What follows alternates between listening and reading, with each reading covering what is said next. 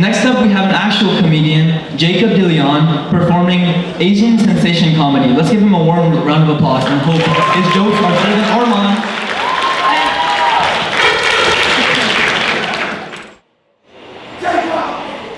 Hi! Yeah, that's what I like to hear. Okay. I would love to say thank you everyone for coming over here on a Friday evening. So many people, kind of scary, but I'm so glad to see everyone here. So my name is Jacob Deleon, Asian Sensation. I'm a Filipino American, and that's all of the qualifications for me being here. Thank you. It's weird being a Filipino American in Orlando, where there's a bunch of Hispanics, because people. Yeah, Hispanics. Yeah. Sorry, I shouldn't say that at Asian Night. A lot of people think I'm Hispanic. I get you. You can stop, okay? Sorry, they were being rude. Really weird being an Asian that looks Hispanic, because a lot of people think you're Hispanic until I kind of just do this, and people no longer think I'm Hispanic. It came up a lot in grade school, actually, in elementary. They would, substitute teacher, they would call out my name. They see my name. Jacob? Okay. Could be anyone. Benjamin? Still anyone? Reyes. Starting to think this kid's Hispanic. Deleon. This kid's definitely Hispanic. And then you see a little Asian boy. Say, here. And then they get really confused. I actually got sent to the principal's office one time. And they said, well, who are you? I'm like, I'm Jacob. It's like, no, you aren't. And then I realized I was accidentally in an elementary school.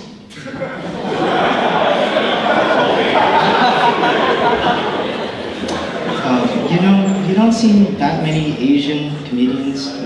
All the other Asian Americans are, doing something like being doctors, lawyers, having an impact in the world. I am only disappointing my parents being up here. Growing up, I was always asked, what do you want to do when you grow up? Very important question, kind of sets you up for life. And I always say, stand-up comedian. And then they laugh at me, they say, now a real job, and I say doctor, and here we are. Even writing this joke, I was saying out loud, practicing it, and then my mom came up to me and said, you're not funny, you should give up, which is real motivating when you want to do stand-up. Let me get my notes out. Yeah. Asian culture really evolved in the past 50 years, in which not culturally things changed, but in the sense that it became more and more popular. And I'm really happy about that. 50 years ago, Asians sometimes would get, bullied, not very good. But now, as we enter the 21st century, a lot of things change, man. Asian culture is usually now seen as a really good thing with food, the culture, the entertainment, so that's really good to hear. And now, when I was growing up, instead of being bullied for being Asian, I would be bullied for normal things, like being a bit fat. At first, it took me a while for me to realize, this is a really Asian event. I know, Asian Night. But until I saw the amount of cars here, and I saw 4 types of cars. Toyota, BMW, Tesla, and Lexus. It looks like Mills 50 up in here. Seriously, I can make this joke because my mom drives a Lexus, but every time I go to Mills 50, we park, and then it takes me roughly 30 minutes to an hour to find where the car is, because all of the cars are the same. I was like, oh, Tesla, that's not mine. Lexus, could be mine. Oh, there's another, okay. Roll Lexuses. It's insane. There's a lot of weird things about Asian culture that gets stereotyped. One thing I never really understood is that Asians are bad drivers, which they aren't really, except for me. I'm the exception. I'm sorry to whoever has to see me after this, on the road. Whenever I drive like a 90-year-old white woman possessed me. It's bad. It's really bad. First time I drove was in a driving school where they give you a car and you're with an instructor, and they said, I've never driven, And so, first time in, and they just pushed me in the water, which is a great approach for swimming, but not for driving. Because, swimming, if you push a toddler in a pool, you just have a drowning toddler. But if you push a toddler in a car, you have a car accident, which is bad. So I entered the car, I'm driving, I almost get into a car crash, happens again, third time, won't happen, happens again. So at this point, the instructor says, pull over, in which I say, okay, and I pull over, and then I leave the car, and I forget to put the car in park.